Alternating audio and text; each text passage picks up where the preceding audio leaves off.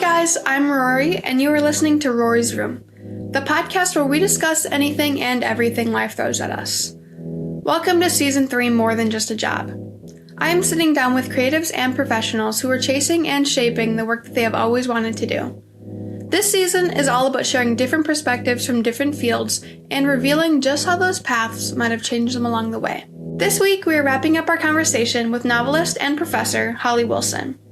If you haven't listened to part 1 of Holly's episode, I recommend you do so prior to this segment. That being said, let's enter Rori's room.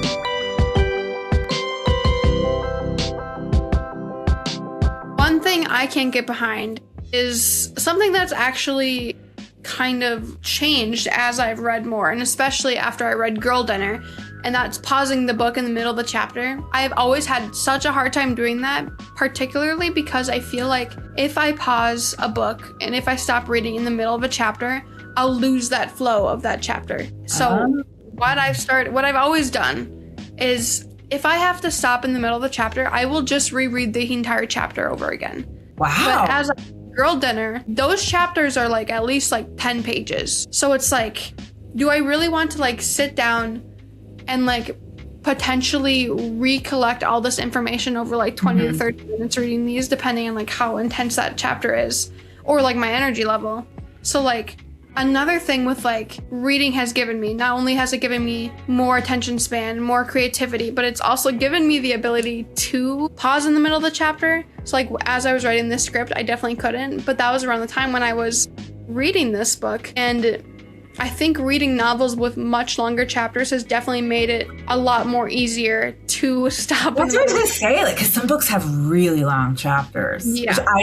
I don't, and like you'll notice in kids, the chapters are especially in the first, like they're very short. Yeah. That was deliberate. I mean, there are many reasons that's deliberate, but I get that too. Like sometimes there's a few books I really love, but I'm like, this chapter you could have broken this more. But yeah, no, that's interesting. I stop wherever. And then I'll go back and like, when I get back, I'm like, okay, what was going on? And I'll like go back a few paragraphs maybe. But that's interesting. That's probably what I'll do if I like just need a little refresher, because going back an entire chapter is definitely, that might have been one of the reasons why I never finished a book. Yeah, really, that was because it was just laborious. Yeah, you're like, oh, I gotta redo that. Yeah. No, I would never ever read any books if I didn't stop wherever I needed to stop and had to go back. Yeah. Yeah, no, that's interesting. I mean, I'll stop mid-sentence. Really? Yeah. And you can just pick up with that sentence? No, I pick up. No, it's like, I pick up, I'm like, okay, where was I? And then I like kind of find like, I remember that. And then I'll just like I'll just start kind of where I remember. It's probably not the exact spot in the sentence, but I don't. That's crazy. I know, I'm chaotic. Yeah, I don't know. I've never I feel like if I stop in the middle of the book, it's just kind of like breaking the immersion of being in the book. Mm-hmm. But like, I guess it depends what you're reading too. Because like, if it's like a war scene, obviously you're not going to want to put the book down. Like, like in the middle of a fight, chase scene, it's like, I guess it's different, like depending on how intense it is. It's also different the fact that like, I mean, like you have to go sometimes, or it's like, or you don't have to go, but you want to go. I don't know. It's tricky. There's a lot of different like, they have those bookmarks where you can. I've never had one. I always just use like a postcard or something. Yeah. They have those like bookmarks where it's like the pointer, or you could use like the sticky notes, right? Where you can like put the exact line, Yeah. But I would never. I don't know. That's too. I can't. To me, that just seems like. For me, that would be like I can't imagine micromanaging my. I don't have the, not because it's fine, but I don't have the capacity for that. Like it's a little extreme for sure. I've never met someone who did the same thing, but I don't know. I think I don't think I've ever really been a reader until this year. I mean, I've read books. So I've read series, but do you think it's like maybe you're like, well, okay, I'm going to be a reader. And so like, I want to do it the right way. Maybe. Right? I think up until this year, my perception of reading has been different than what it should be. It's always been like kind of a chore, kind of, like I should be doing this. Like, not that I want to do this, So at the beginning of this New Year's resolution, it was more of like an I want to do this, but the process was, I need to do this to want to do this, you know? Because like I feel like when you're just starting to read, reading can feel like a chore because you don't have the attention span, and in order to get that attention span back, you have to read. So it's kind of like you need experience to get a job, but you can't get a job, and like, you know, that whole thing. It's like, it's just a process you kind of have to like get through. So it definitely, like, I wanted to do it the right way, but it's just the process always looks different than you'd think it would, you know? Look at you, Rori, though. Like you're like, I'm going to be a reader, and now you're a reader, and like you're interviewing novelists and so. I mean, oh, it's really exciting. It's impressive. I mean, I'm not impressive, but you know what I mean, though. Like look yes, at you. You are. Like you just go from like not being a reader, and now you're like really engaging like in that world. That's really cool. Yeah, I mean, a lot of the stuff I just started with the people I knew, and then I started talking with people with LinkedIn and stuff like that. And it's like when you're planning a trip with like friends and family, where it's like, oh, we're going to start with like these 3 people, and then you end up with like 10 or 12. That's precisely what happened with this podcast. And then now I have people reaching out to me after I've done promos, where it's like, can I be on the next season? And it's like, oh my God. Yeah, it's been a snowball effect. It's been really crazy. I gotta monetize. Oh, you are monetizing it because you got the merch. I also commissioned TJ to make intro, outro, and background music. So it's not copyrighted either. So if this ever, like, when this is monetized, I don't get copyrighted and I can make money off of it. It's been a whole process. Yeah, it's been a lot, but I'm that's amazing. I'm impressed. I was nothing like that, and certainly not when I was your age. Like, I really admire that. That's cool. It's like you're making something from nothing, kind of, you know. That's writing a novel's like that. Exactly. No, really. That's the cool thing when I see it. It's like when I first saw the actual copies. It's so cool because it's like you pick it up and you're like, this all came from my head. Like everything in here came from my head that I put into like a document file on my shitty computer in my office. The A on the keyboard I was using at the time, like stuck, all janky. Oh no! But you know, you have your own system. Like this is mine. I work with this. It's fine. But then you look at the book that they're selling in like Barnes and Noble across the country, and you're like, that all came. It's from here, you know. Yeah. But you're doing a version of that though, like that. It's the same thing. But so your version though, like I'm in awe of, because I don't think I don't have the right like temperament or disposition to like do that. So I'm like, when I see other, especially like young women, like that's amazing. Look what they're doing. That's so cool. So I guess there's a similarity, I suppose. But I've always been more like a really creative person, but like I've also had so many hobbies that I've always been pulled in so many different directions, you know? And up until recently, when I started this podcast, it really was just kind of like the moment where I realized that it was a good thing.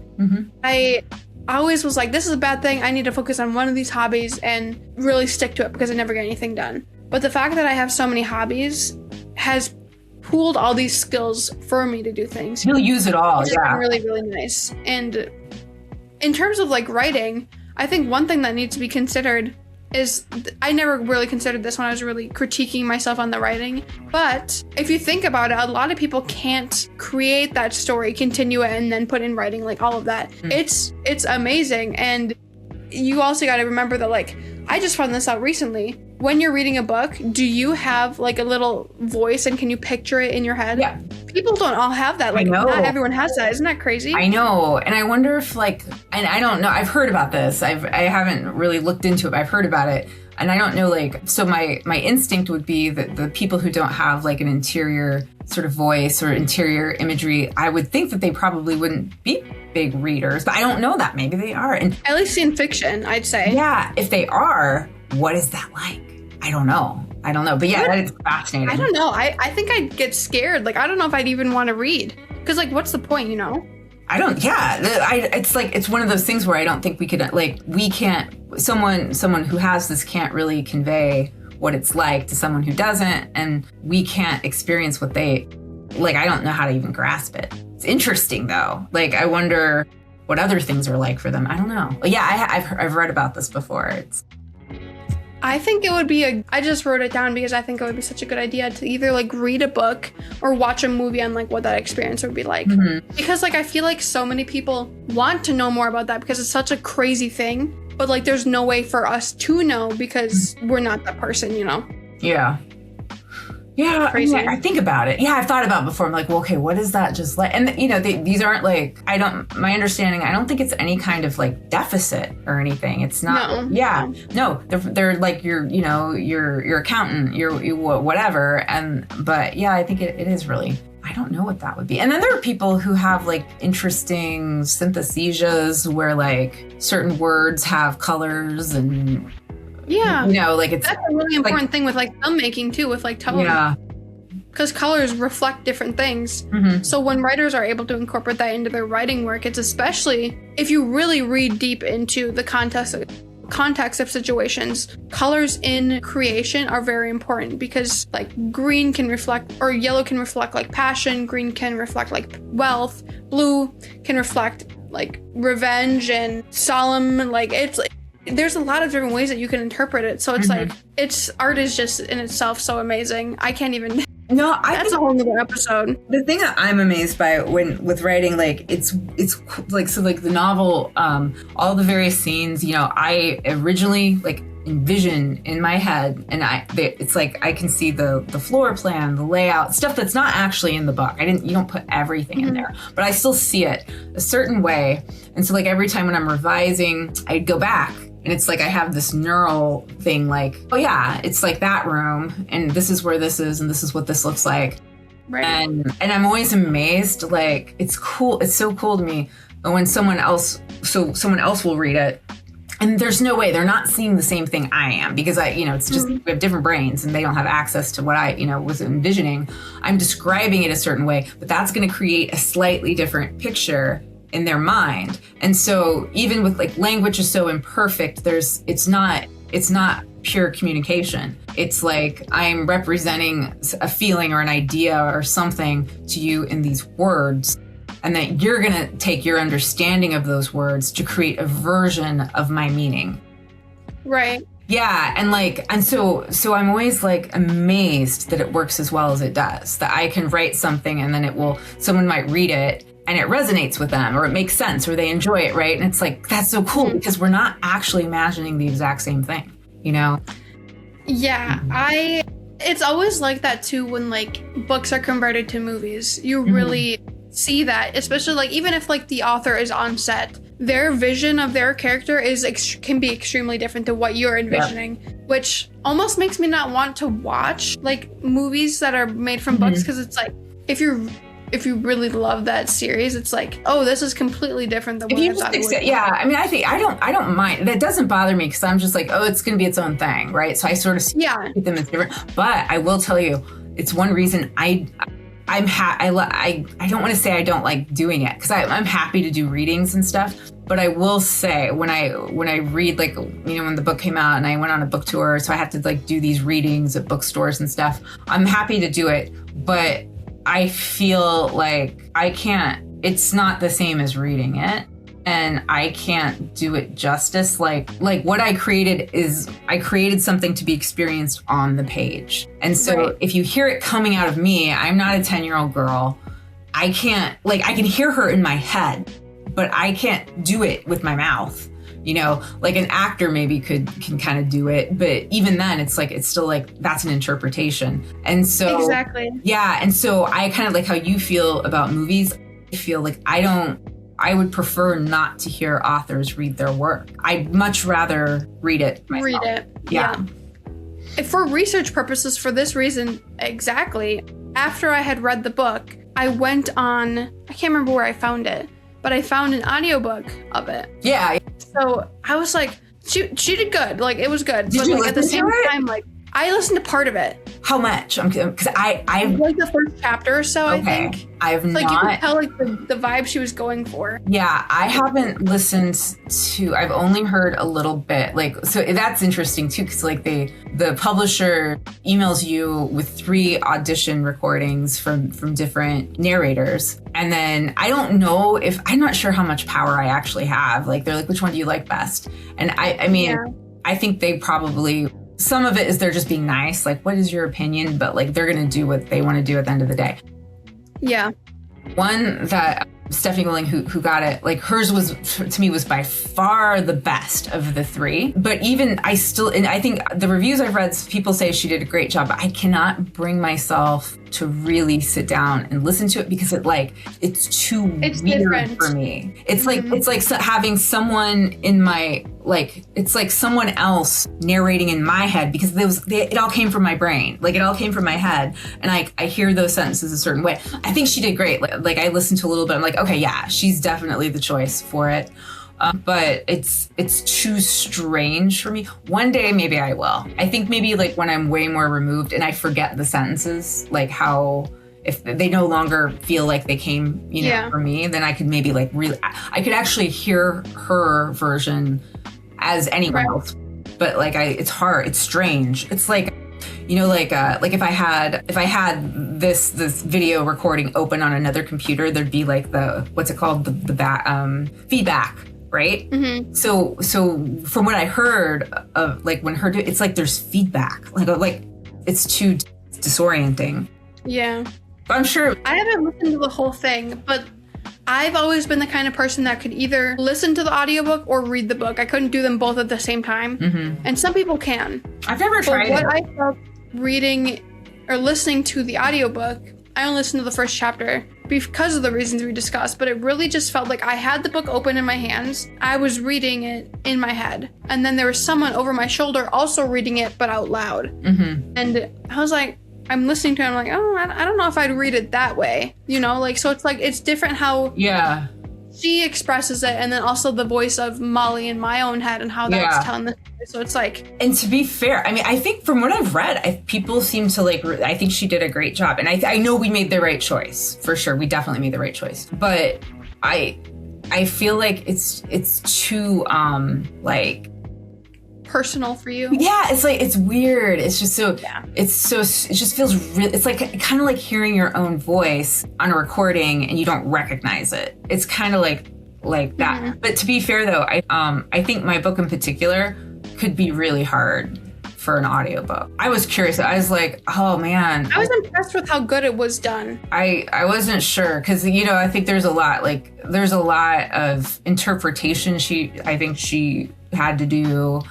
And so it's like its own thing. It's like they're doing their own. It's almost like a movie version. It's like, well, this is their interpretation. And I know I've listened. I mean, I don't listen to audiobooks I do on like long car trips and stuff like that. And sometimes you'll get like a really good narrator, but then sometimes like they're not. You're like, oh, this is just kind of killing it for me. So yeah, no, I think she's great. But it's one of these days I'm going to sit down. Also, it's just hard to do the whole thing. Yeah, and it's also hard because I hear sentences I'd like to revise. I know you mean. And it's like, oh, I wish I would go back and change that. So it's kind of almost like I can't watch. Moving into like coming back, you work during the school year, and that's a busy time for you. So you often have to work off season. Mm-hmm. So how do you mentally switch gears between your two jobs, writing during the summer and teaching during the rest of the year? Well, I write, I don't know, I try to, so I keep a writer's notebook where I write down stuff or like ideas or like little snippets of something I hear or something I find interesting. And I try to keep up I'm not as good as you. Like I think you probably are a faster reader, but I'm always reading something, and so that keeps me like in the world. And then I start developing, because the thing with writing though is like a lot of it is some of it is sitting at the computer typing out words, but a lot of it is also you in the car on the way to work thinking and I'm plotting and imagining, and so I can do a lot of that during the school year. And then I like take notes, and sometimes I you do enough of that during the semester, and then like when winter break comes, you like stop everything else, and then you kind of just focus on getting words down. And as like summer approaches, kind of build up to it where you're like, okay, you want to be ready to go as soon as grades are turned in. And then you there's this, I don't know if students do, there's this like celebratory thing I think most professors do when grades are turned in, and then I'm sure students do. Yeah. I do. You put like, I go in my email and I put on my, my away reply to my email. and then I hit like save or whatever, and then like, whoo, I'm free. And then like I'm pretty good about it. I completely shut, the semester's gone. Like I'm like, I try to check my email like once a week. Well, when grades, it's hard. in May, With, like, I pay attention because there's little last minute stuff. But then by the time June's here, I'm like mentally elsewhere. like school's out. Yeah, and I just go into like total writer mode. I just switch, and then it's wonderful. It's wonderful. And then you do that, and then in August you're like, oh, I gotta come out of it. It's like you're being pulled out of hibernation or something and aired out for you get stinky because you don't like, you're just working in your all day, and your jammies, and did I take a shower? I don't know. It doesn't matter. Yeah, for sure. Yeah. Whereas like during the semester, I'm like, I get up every day at 5 and I'm like, gotta put on my work clothes, gotta be nice to people, and then the summer you just kind of go like total isolationist. It's great. While you were writing Kitten Tits, did it take you like, what did the writing process look like? Was it you wrote one summer and then came back to it the next summer, or how did that go? Well, so I started it during so when I was getting my PhD, I had a fellowship 1 year, and then I was studying. So 1 year I didn't have. So I normally during my PhD I was teaching only two classes a semester, and taking classes. But then after you finish your coursework, I had a fellowship so I didn't have to teach. And then I had a whole year where I was studying for after I finished my coursework, then you take an exam over a book list, right? So you have like 300 books on this list you have to like read and take this big exam over 3 days on. And so you take a whole year to study. Like you're just studying. That's all you're doing. You're not taking any classes. You're just reading. And so you have time, you have time built in. And then the next year I had a fellowship. So all I was doing was writing my dissertation, and a really not great early draft of this book was my dissertation. So I had way more.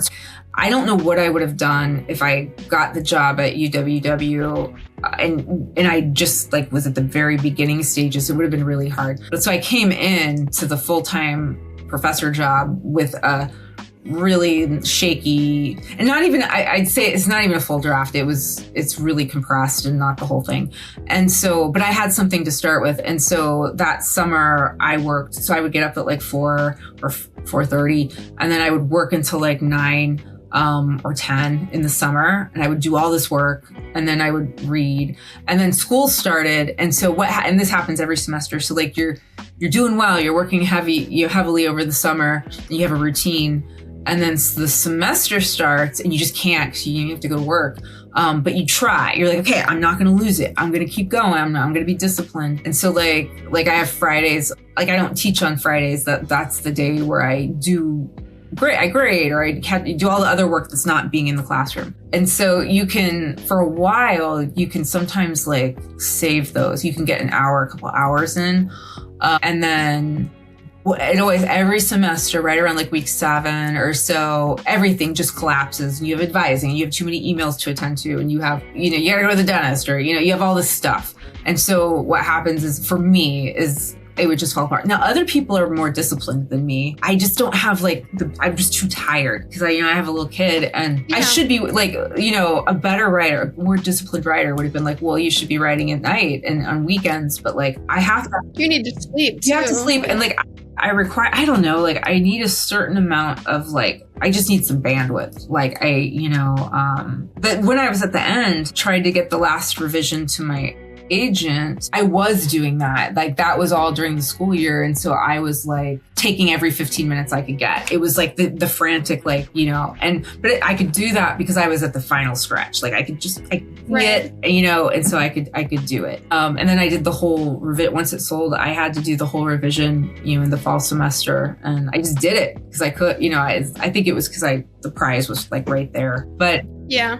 But when I'm just first starting it, like, I don't know, I don't.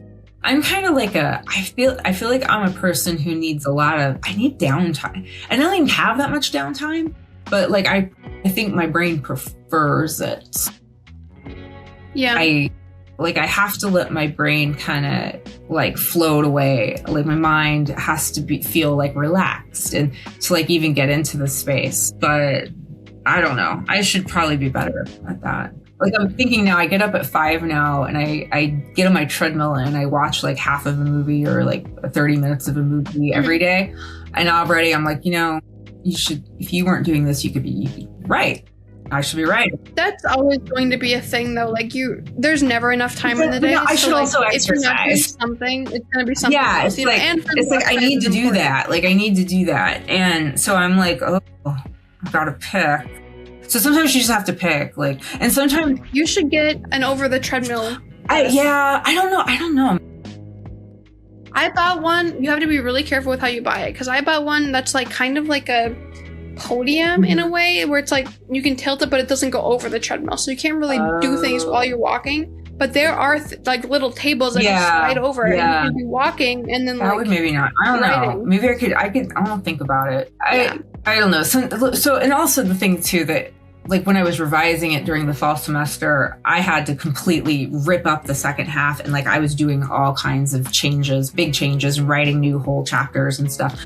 And that was in the middle of this, that was during the fall semester. And I remember like, you just have to sometimes consciously prioritize things. And it's like, okay, I want to be a good teacher. If there's certain things that are not negotiable, like I can't be a bad mother, right? Yeah. So during a time when you're like, you really need to work on the book right now, like this is priority, like I have to be a good enough mother, right? And I can have to be, so in my own ranking, it's like mother is usually first. But sometimes when as I'm on deadline, I'm like, you have a book due, you got to do it. So like there was maybe a month where writing was like, feels good. He's taking care of himself, but he's fed, he has clean clothes.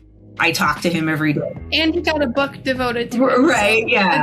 He's fine. He's fine. So like he would, and then my job, like teaching, and then that is always going to be the thing that ends up sacrificed. And I feel bad, but it's like, I just got to do good enough. I just have to be acceptable, right? Yeah. It's just terrible telling a student podcast, but you just have to sometimes, because there's just different. No, like the same thing goes with like homework and stuff too. Like prioritizing is especially important, which it's difficult because you're here to learn and you want to balance everything. But then you have to remember that like if you're short on time and you have 2 assignments at the same time, you need to prioritize one of them over the other. You'll drive yourself crazy. It's like for your own mental health, you have to. Yeah. So it's just a lot of that. Moving into Molly's character. This actually is a question that I've been curious about because Molly's voice is so distinct and just staying in character in general can be super hard. So regardless of whether you are going from summer to summer writing or if you're still continuing through the semester, how do you stay true to Molly's character during so many drafting stages and writing phases? It's hard. I would imagine there probably are inconsistencies. I don't know.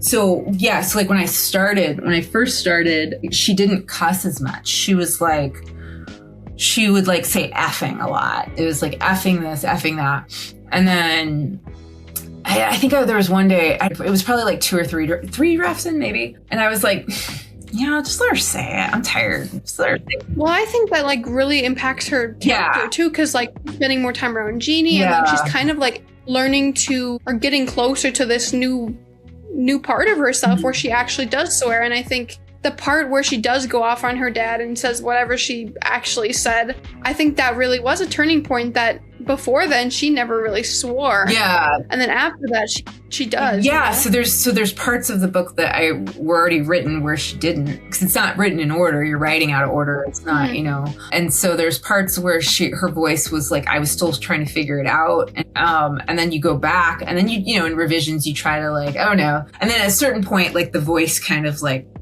it solidifies, like, oh, this is how she says it.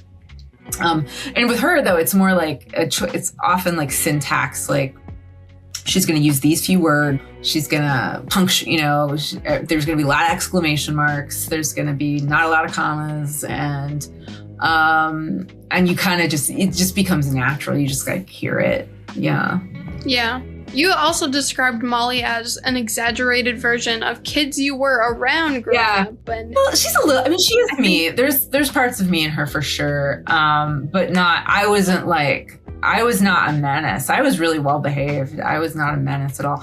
I think she's like, not how she speaks so she's weird because she's simultaneously not reflective at all, right? She's not thinking like, oh, I wonder how this sounds to this person who's hearing me, or like what they might think of me saying this or whatever. So she's not reflective in that way. But at the same time, she is reflective in a way that where like she'll have like these weird, little daydreams about the sky and like, this is what it's like. And so I was sort of like that. As a kid, or just like as you're as writing? A kid. And I would think about a lot of like, my mom always thought, my mom thought I was morbid, like I would think about, I remember, okay, there's a line in one of the early chapters where she's like at the cemetery and they're like visiting her mom's grave or whatever. And she has this thought, like, I wonder what do they look like now under there, And I thought that all the time when I was a kid. I'd be like looking at all the graves. And I'm like, oh, the dead bodies, and we have no idea what do they look like? Are they all gross or So I was like that. I was totally like that. But I wasn't as bold. I wasn't as like, I liked reading. I was like an introverted. I think more thoughtful. I was more thoughtful than Molly. Like she kind of, when you're writing a novel, you want your character to have agency. You want them to be active because you need conflict. You need, right? So you're not going to have these little like introverted wallflowers. It's going to be hard to plot. So yeah, she's like, there was also this girl. Her name was Molly. Growing up. Yeah, I didn't name her after her really. Maybe I did. Crazy how things happen. Yeah, and she lived in my town, and she would just like I was both like I admired her and she repelled, like at the same time. She would say ridiculous things. Like she would tell like almost like, I don't know, I don't want to diagnose her, but it was almost like she would like tell outrageous lies that were clearly lies, but she would never back down. She would be like, I remember one time she told me she had a lion in her attic and she had to feed it every day. And I mean, this was like in maybe second grade, third grade. The similarities in Molly in your book with this is just crazy because I could totally see her saying that. Yeah. And she just would not let it go. Like I would be like, you do not admit you do not have a lot, and I was like, oh. So it was like she would enrage you sort of, but also she would like show up every day. And now as an adult, I'm like, oh, maybe there was something going on with like her parent, what was going on with her mom or her dad, because she would never be on time to school. She lived right next door to school and she would be like 20 minutes late every single day. And she'd she'd show up in her pajamas. Like no one did it. Now people just sort of do that. But this was what, nightgown. Like, and so she was sort of like, but I liked her too, because it's like, she just does whatever the hell she wants. She just does it. Yeah. I think your character, like Molly too, kind of reflects both you and the people you were around. Like this Molly person really does sound like something she would say too. Yeah. And I think a lot of the readers can relate to a lot of stuff going on in the book, and that can also relate to how they approach the ambiguity in the books too. Yeah. I don't know. I think she's like a lot of kids. Like, so one thing that might hit people different, or younger readers, I think different, is like back then. So in 1982, I would have been 12. Molly's 10, and so we had so much more freedom. My childhood was so different than like my son's childhood. And like, I mean, at that age, I was wandering around town and going to hanging out at gas stations. And it was great. It was amazing. It was just like, you just sort of had your own life. You had your own little independent life, and you would go off and you would wander, and who knew? But it could be dangerous. It could be bad. It could end not well. I was fortunate in that nothing bad ever happened to me, but there was a freedom to it. And so I wanted a character who like really is like, no, I'm a free agent. This is my life. I do what I want. I admire that, but I wouldn't want a parent. I mean, it would be, imagine babysitting Molly. I think I love how complex Molly's character is, because I think a lot of thought went into it, and especially with like the format of the book itself, like how her character development is laid out is especially important. And I think one thing that I think about a lot, having taken your screenwriting class, is the fact that the 3-act structure is kind of implemented despite there being 4 parts. You can tell where like everything's laid out. Yeah. Having known that information. And yeah, I think that's especially important to her character development. Yeah, I hope so, because we were talking about like editing brain. I'm so much better with composing brain, that structuring especially a novel, is like, it's really daunting to me. And that's what I really struggle with. And so using my knowledge, like what I studied with screenwriting, like that helps me. And also I think it helps, like, I feel like if you're going to do anything weird in a particular direction, like like her voice is really strong, and that's not everyone. Some people just do not like it because it's suffocating. It's too overwhelming to them. But the people that do like that kind of thing really like it. I like that in other people's writing. So if I'm going to have like a really, like, do anything weird, like not use quotation marks and write it in a kind of weird diction or whatever, then I almost have to be more, I don't want to say traditional, but almost I have to embrace more traditional stuff in other ways to make it work. So for that, I think for my book to work, the structure has to be straight up, like, I don't mean simple, but like it has to be straightforward. Like it's just straightforward. Nothing, I'm not like doing weird things with time or anything like that. Yeah. Like that chronology of the story has to be clear, nothing weird, because the story itself is weird, right? I think rule breaking is, like, in writing, like, you can do, because that's not something that's like against the law.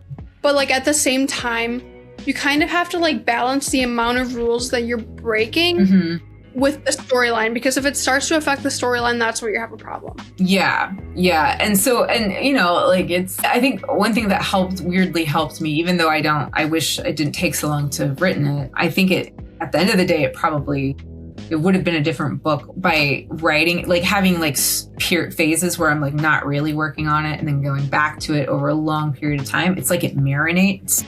And I think one thing that I'm really pleased with people who have read it, people seem to, like you said, like people seem to feel like it was surprising, like they didn't know what was going to happen next. And that makes me so happy, because I'm using a traditional structure, right? So it shouldn't be that surprising. But I think because I was working on it for such a long stretch of time that I would go away from it. And then I had months where I'd just be driving to work or in my car or mowing my yard. And then I'd get a weird idea.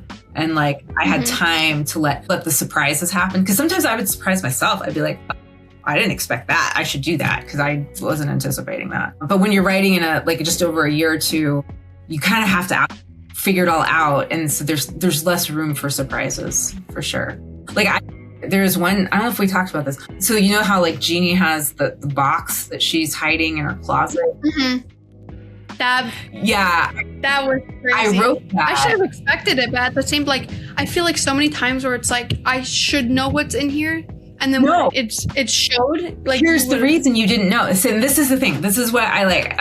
The reason you could not have predicted what was in the box is because when I wrote it, I did not know what was in the box. So, like, you have to like leave room for your own surprise. Like I got to a point where I was stuck and I'm like, I don't know. I was like, I just need something to propel things forward. I need some kind of tension. So I was like, I know, I'll give her a box and she can't look in it. And of course, so that means there has to be something in it to find out later. And it's going to be a big thing when we find out what's in the box. So I didn't know what was in the box for like a year or two. I just gave her a box. And then I thought, okay, well, what?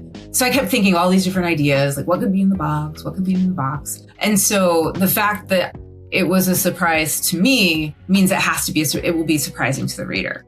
And so I really like that way of writing, but other people don't, because you have to, it means that things take longer, because you'll have an idea that now you have to go back and undo all the seams and plant things that weren't there before to make it work. So it's a lot more work, but I think I like the payoff. Like it creates a book where people don't know what's going to happen next, you know? Yeah. How do you know when it's the final draft? I know that's something that is hard for not only authors, but you mentioned it as well as you. Because you feel if you don't get it into your agent, they might forget you exist, and you don't want to lose them. And that's when I'm serious. Like, I don't think it's final now. I would like to go back. If I could go back and work on the second, like the last 50, 60 pages or so, I could do that for the rest of my life. I don't think I don't know. There's like little parts where you're like, oh, I like that. I'll leave that just as it is. I wouldn't change a thing. But for the most part, no. I thought it was really good. I think we're always going to be our biggest critiques. So like in terms of like when something is ready for publishing, like there's always something that we can change. Yeah. Like, that's never gonna I know. stop Like happening. I honestly thought there was part of me that when it came out that wanted to like go to bookstores with a pen. But yeah, you can't do that. Like, I think you would like annotating. I wonder, have you done this in terms of like when you were editing? Did you do it digitally or did you do stuff like this? so what I would do is I would work like, I kind of was like, okay, I'm in this draft. I'm in this revision. I'm in like the third or fourth draft or what. Actually, I don't know if you can see. If you look right up there, The binders? the binders in the corner, those are, I think it looks like 4, but there's actually 2 in 1. So that's like 5, the 5 drafts I think I did. Mhm. And so what I would do is I would work in sections and I would kind of just try to make my way through the draft, and then I would print the whole thing out, and then I would read it, and I would go through with like a highlighter, a pen, circle stuff or whatever, and take notes. And then I would go back to the draft in the file and then and I would just do that over and over. And then by the time you get to the end, the end to end, you're kind of just going to little certain sections you need to go to. But even now, like I read their sentences, I'm not happy with it. You fuss. So like I don't think you do. I don't think you ever are like, it's finished. You get to a point where you're like, I hope this is good enough. Yeah. And then, I mean, I remember when I was like that fall, when I was doing the final revisions, I would literally have thoughts like, I mean, I guess they're publishing it, so it must be okay. Like they're publishing it, right? So I guess, okay, I guess if they think it's okay to publish, then I guess I can say it's done. Even though I don't feel that in not a single cell in my body is like, oh yes, it's ready. But I'm always so scared when I'm like publishing final drafts of literally anything. It could be just like an assignment. I have this like fear that I'll turn it in regardless of how many times I've gone over each and every word. I have this fear that like when I turn something in, I'll go back and look at it immediately after and I'll see like I made like one terrible mistake. Oh, and you will. That's gonna be like, do you know a terrible mistake I almost made? You will make those. What? So I had to write that 3rd chapter that did not exist until the editor she's like, we need something that kind of like explains her voice, like why she is the way she is or whatever. And so she had all these ideas that I was like, no, it doesn't sound right. So I'm like, well, okay, what could I write that would explain it? And so I came up with like, I thought of it as like an origin story. And so that scene I'm writing takes place when she's like, I don't know, like 6 or something little. She's like 5, 6, 7 maybe. And she's telling the story about when she was like 6, I think. And she goes to the library with her dad. Now, in the present of the story, the dad is not blind. Because his vision comes back when he hits his head in the fire. So this little story is pre-fire. So that means he would have been blind, right? So I wrote that thing and I forgot, because in my head he can see, but he's always formerly blind in my mind. So I wrote the scene when he should be blind and I forgot. I totally forgot that he was. And so I'm writing this whole thing and I was literally like about to hit send to my editor to put it in. I mean, I hope she probably would have, it would have been caught eventually, but it was like last minute. And then I was like, oh, and I was like, oh fuck, I forgot. Yes, he can't see. Yeah, he's blind in this scene. And I had to go back. And you think that would be like I can totally see how what might seem to readers like really obvious plot holes, they're not always obvious to you because you're working out of order and your mind like gets focused on the stuff that you're not even thinking about certain things. And then, So you will always, and then when, I was going through copy edits, so it went through 3 different copy editors. And after the first one, I was like, it's clean. There's no mistakes here. And then the next copy editor found a bunch I didn't notice. And I read through it so many times. And there's probably some there still. You'll never catch everything. You just want to catch the big things. Yeah. How did you take critique in the publishing process? Like as a creator who has been working on this for over a decade of your life, how did that experience feel? I'm okay with it. By the time you are like have a book with an editor, you've been rejected so much. Like you get pretty comfortable with rejection and feedback. It doesn't, and my editor was great. The only time I think you don't like where it's a little trickier is where you feel it, anywhere where you feel the reader or whoever's giving you the critique, where you feel that like, oh, they don't get it. They don't get me. Like they don't get why there's like a misunderstanding.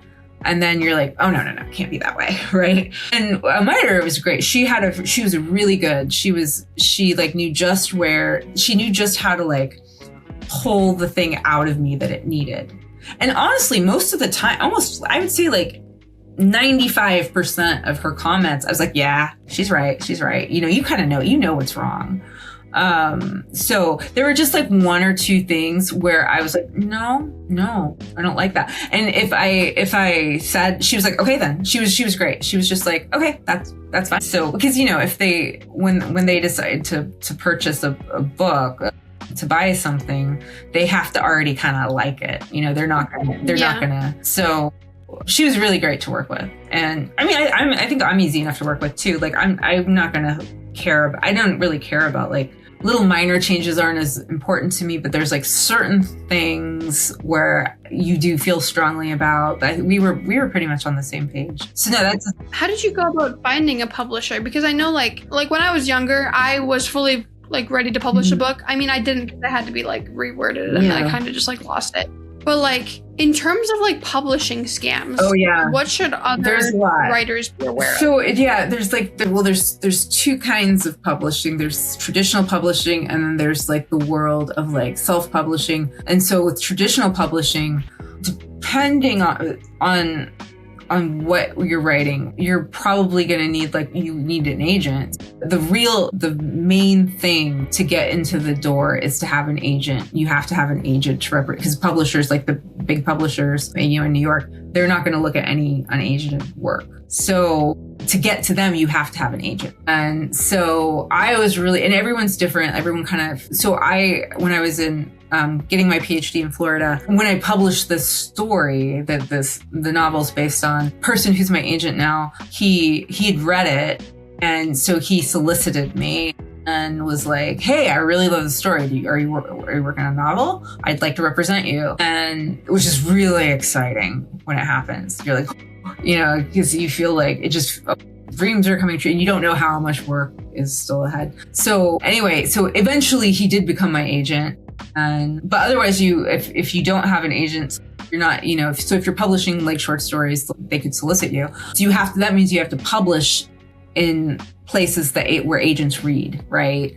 But other people, like what you'll do is you'll just query agents. You'll finish your draft and you'll send it you'll send a query letter saying, hey, I have this novel, it's this long, here's what it's about. And if they're interested, they'll ask to see what's called a partial. And it's like 50, you'll send like 50 pages if they ask for a partial. They'll read 50 pages, and often you just will never hear from them again. But sometimes they'll ask for the full manuscript, right? And then you just do this, and you'll get rejected so many times. And you just have to know that that's the game. That's just what happens. I've been rejected at least 1,000 times, my writing in some form, various things, publishing or like fellowships, or you just get rejected constantly. And so you just learn to you just see that as the process. So if you're getting rejected, that's awesome, because it means you are taking part in the game of being a writer. If you're not sending out, you're not getting rejected. So you just sort of learn you just embrace rejection, and you just keep trying, because eventually, if you're lucky, it'll hit. So I was really lucky finding an agent. And so then what happens is, now, it didn't used to be this way, but I think more and more agents are kind of also functioning as the first editing, right? So I would say my agent probably did more editing of my book in some ways than my actual editor once it was sold. So he was very editorial. And so he had me do a rewrite. I did a rewrite for him, and that took a couple years. And finally I got it to where, I think I could have sent it in before, but I was like, no, it's not good enough. It's not ready. Finally, I was like, no, I got to send it. I just got to finish it and get it to him. And then he was like, all right, okay. And then he he had a few little things I fixed. And then he sent it out to 30 different editors at 30 different, people at different imprints, whatever. And then he had a Google Doc with a list. And then as those rejections come in, he would do it, strike through. And so every day I would get on, I would check the Google Doc, and I would see there's another rejection, right? And so, but it took my editor, the publisher that ended up buying it, she had been on maternity leave when my manuscript came in. And so she didn't get around to reading it until much later.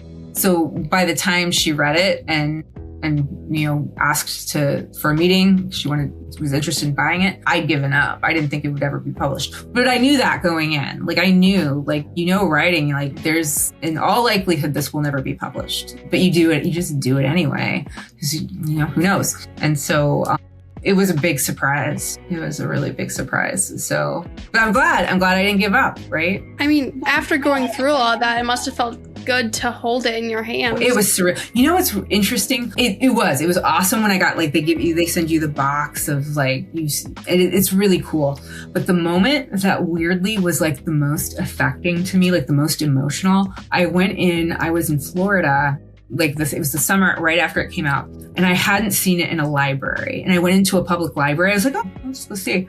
And they had it. And seeing it on the shelf of a library, I'm crying now. I don't know why. That really affected me. Yeah, I think libraries were so important to me. 15 years of your life. Yeah, I mean, libraries were, as a kid, it was everything. And then to see it, oh God. But you know what I mean, though? It was weird. It was weird. It was seeing it on a Barnes & Noble was cool, but seeing it in a library with, they had the stickers on the spine, it was new or whatever. I just lost it.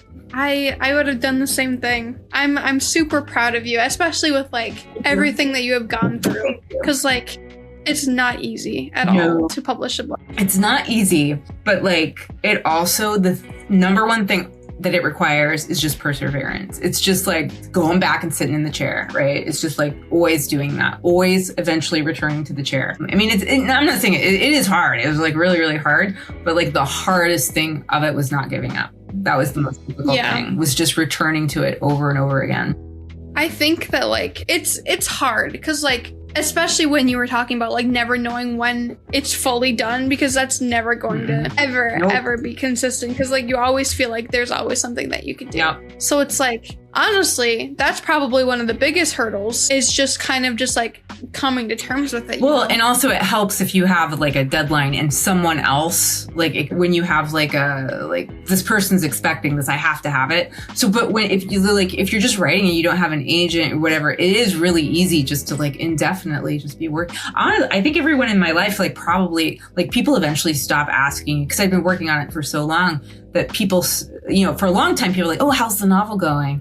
And then eventually they stop asking, because they're she's just always, so it was really great to be able to be it's finished. And then it's sold, right? And they're really? I think my mom, I think she'd probably kind of was oh, I don't know, that's what Holly's always doing. But, and then when I called her, she was what? Yeah. So you just have to do that. And it gets to a point too, where part of the persevering becomes easier, because you want to show people that you're not you really are working on. I think there's some people that thought maybe I was just, who knows what Holly's doing. She says she's working on a book. I don't know. So it was really satisfying. Yeah. No, I really am. And here it is, So yeah, that's the thing. So it helps to have external, something. Motivators. Yeah. Someone to be beholden to, or even it can be there's a contest you're going to submit to, or a particular publication, and there's a deadline, or you can set it yourself, a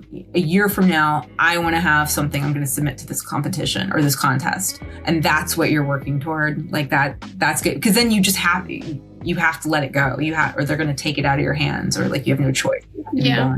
But I don't think things are ever really done. They're just done when you say it's done. Say they're done. It's not. How can readers best support all authors beyond just buying their book? Leaving reviews on any place that has a review, and honestly, even bad reviews, just reviews, getting, posting on social media, just because then people hear, about the book that they may not have known it existed prior.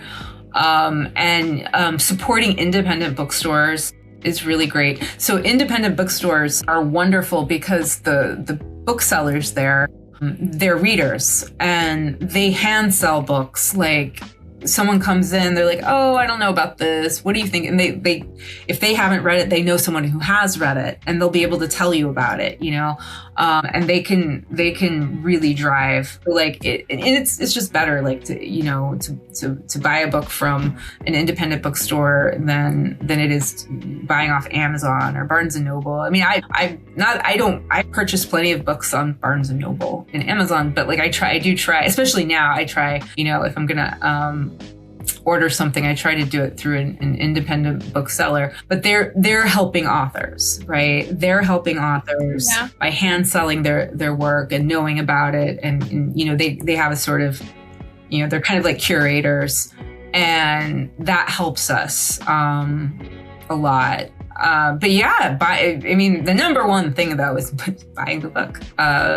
So anyone who are checking out I don't care, check it out from the library. Libraries are actually some of the biggest buyers, right? So like they're paying more for like, I can't remember what it is, but I think they pay like for everything, they have a different price. They're not buying it for like, whatever the Barnes and Noble price. And they're also buying like the audiobook stuff, like the Libby or whatever. And that makes a lot of money. So like using those things, right? So going to your like you might think you're not helping the author by checking stuff out at the library, but you really are. Just using libraries in general, like that helps the author. I feel like audiobook has really taken off. One thing that was interesting when I saw my royalty statement is that audiobook sales far surpass like ebook sales. So, which was, I didn't realize it was that Yeah. I feel like a lot of people don't have, there's never enough time in the day as it is, but like some people just have so much going on and they can't sit down to just read the book. So I guess audiobooks are a really good tool to still be able to read while doing all your busy stuff. Yeah. So that was a big, I didn't realize the extent, like how much audiobook sales are, helped me like, earn out. I can't remember the actual percentages, but it's interesting. It's all, the business stuff is all like mysterious to me. And honestly, I don't even really, I wish I cared more. I should care more, but I just don't have it in me. Like, I don't care about that. Like, I was simply happy that all I care about is like, I just want it published. I just want it to exist in the world. I don't know, maybe people will read it, but like, I think maybe that's why I like seeing it in the library just really did it for me. It felt more real to me somehow than seeing it in a bookstore. I don't know. Yeah. But, I'm sorry. I think I went off on a tangent. No, I love it. That's exactly what this is for. And wrapping up in this podcast, I think this has been an amazing podcast. I do have some more lighthearted, fun questions to ask you. Just questions that I think every creator has probably thought of. And to start that one off with the stereotypical, who would you cast Molly as in a movie? Oh, that would be hard. You know what? It's weird because it's always a hard question. I know it's weird because early in the book, I think I describe her as having red hair. Do you know, in my mind, I never think of her as having red hair. I just put that. I wrote that, but like it wasn't fixed in my head. I just like, I think I wrote that really early on, and so it's like, but I mean, people can change that. That doesn't matter. Yeah, you of course. Cast any. I don't know. It's tricky because it's a hard question. Like a little, she'd have to be a little kid. I guess we can start off with an easier question while you're thinking with that.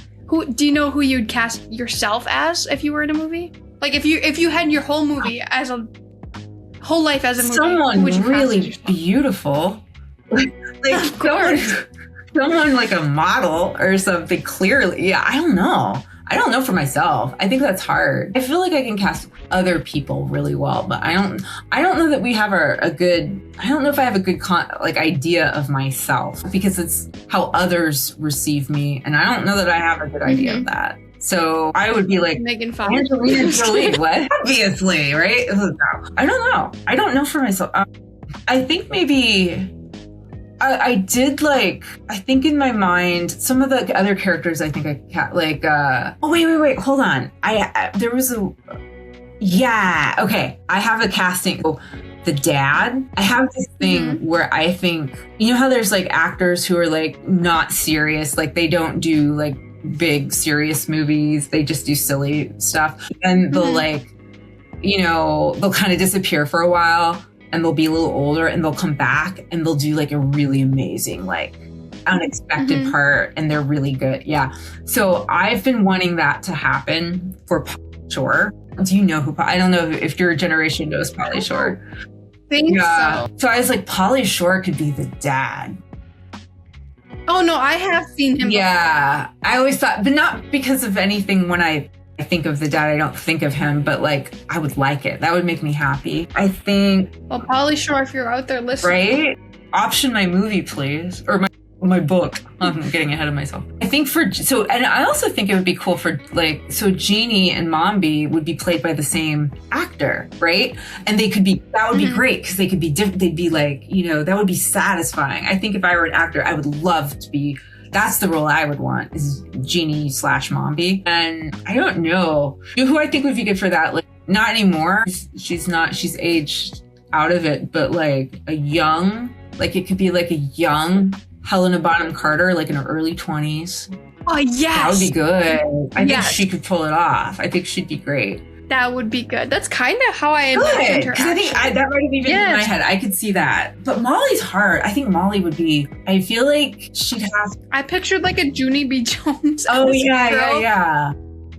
But like without the glasses. I pictured like curly hair kind of, but like. Molly couldn't wear glasses. Not curly.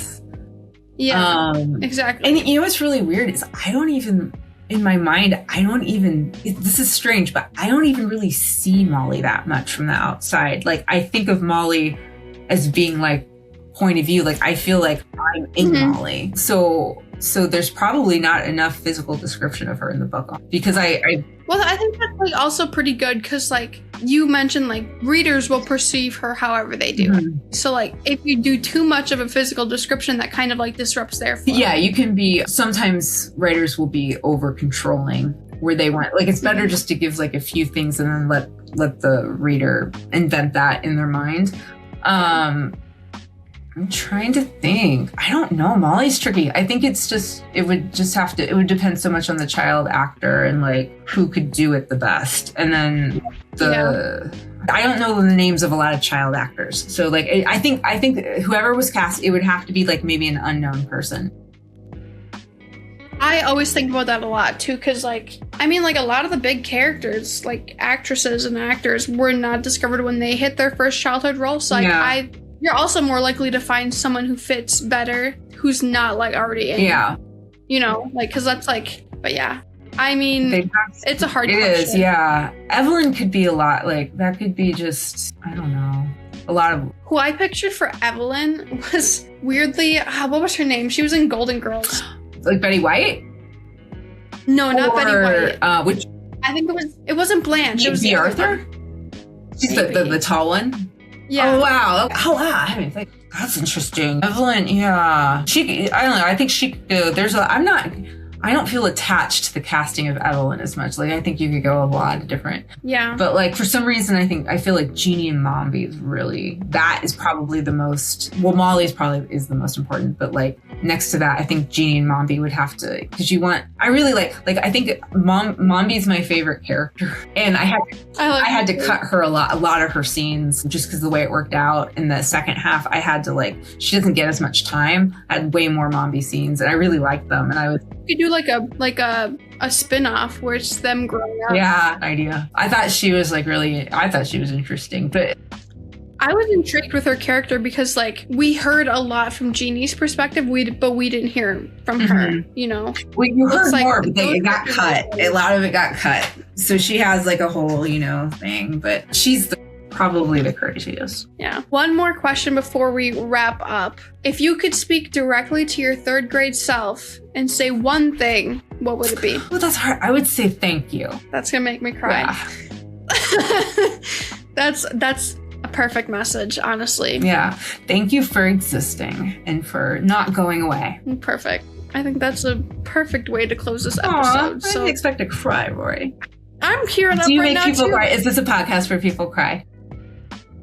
Potentially. Oh. Not intentionally, though. It always happens on a whim, and I don't expect it, and then I see them cry. No, I'm like that, too. If someone else cries, I cry. I automatically cry. Yeah, I'm the same way. That's good, though. That means you're not a sociopath. Yeah. Well, to close this episode, Holly, where can our listeners follow your journey moving forward? I'm on Insta. I have a webpage, but it's never updated. It's like a hassle. I need to do it. I think it's like wilsonjholly.com or wilsonholly.com. I had to reverse it because my name's so common. You can find me if you Google Holly Wilson. I think your Instagram's Holly Wilson. Yeah, my Instagram is Holly Folly Wilson. So Holly Folly Wilson on Instagram. That's going to be updated way more. I mean, it's not updated that much. It's like maybe once a month I'll post something, but there's a link there to my website that's never updated because I can't be writing books and updating websites at the same time. Thank you so much for joining me today. This is awesome. So amazing. You're doing amazing stuff. I'm proud of you. It's really cool. Thank you.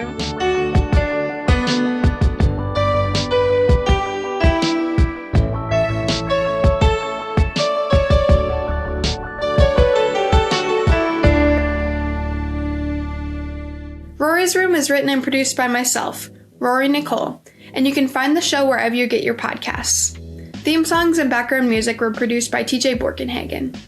You can follow Rori's Room on Instagram at Rori's Room and follow me at itsrory_x for updates on the show and a few more glimpses in the life behind the mic. If you enjoyed today's episode, drop a review wherever you listened in. The goal of this show is to share my story and the stories of others in a way that makes people feel a little less alone. The next episode will be out July 26, 2026, where we will be wrapping up our conversation with teen fiction author Samantha Shafay Webb. Thank you so much for listening, and I will see you all next time in Rori's Room.